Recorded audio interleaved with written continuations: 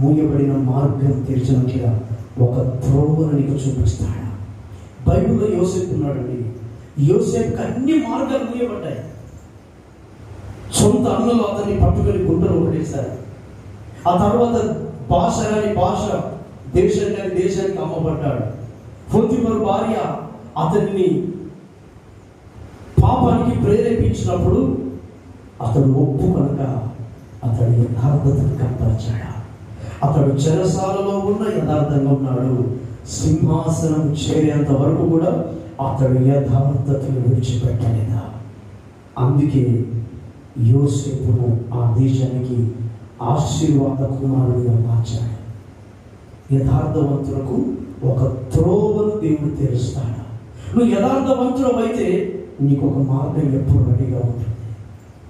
యథార్థవంతుల యథార్థత వారికి త్రోవను చూపిస్తుంది. యోసేపుకి ఎవరు త్రోవ చూపించారండి? తన యథార్థత తనకు ఒక మార్గం అయింది. యోబుకి ఎవరు త్రోవ చూపించారు? తన యథార్థత తనకు ఒక మార్గం అయింది. అలనాడు భక్తులు అలాగే యథార్థవంతులుగా కాపాడే బ్రతికారు కనుక వారి యథార్థతే వారి జీవితంలో ఒక మార్గం, మూయబడిన మార్గాలకి దేవుడు వారికి ఓపెన్ చేసేసాడు. బైబిల్లో ఎవరు యథార్థంగా ఉన్నారో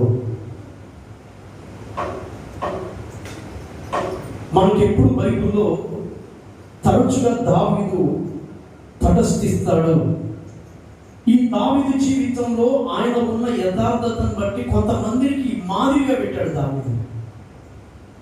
ఆయన ఏమంటాడో ఒక మాట మనం చదువుదాం.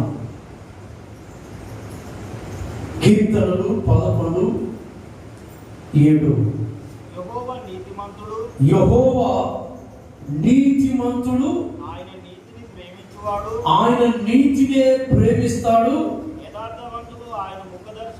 యథార్థవంతులు ఆయన ముఖ దర్శనం చేస్తారు. ఇది దావీదుకున్న ప్రకటన. నేను యథార్థంగా బ్రతికితే రేపు నా ప్రభుని నేను చూస్తాను. యథార్థవంతులు ఆయన ముఖ దర్శనం చేస్తారు. ఎక్కడ కనపడింది దావీదులో యథార్థత? మొదటి దినవృత్తాంతముల గ్రంథం 29వ అధ్యాయం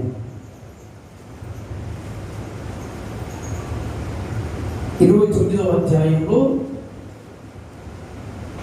ఆయన 17వ వచనంలో ఒక మంచి మాట చెప్తాడు. అది ఇప్పుడు మనం గుర్తుపెట్టుకోవాలి, నోట్ చేసుకోండి ఆ మాట. నా దేవా, చూడండి ఏం పరిశోధన చేస్తాడటండి ఆయన?